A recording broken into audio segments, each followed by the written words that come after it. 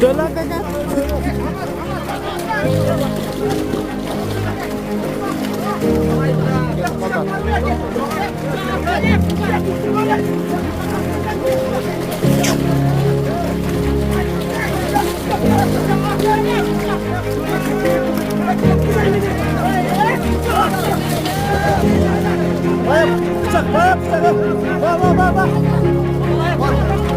Ya oğlum kazananlar mı? Ya basma atacaksın. Ya söylemeyin mi? Ya söylemeyin. Ya tamam vatatı. Tamam vatatı.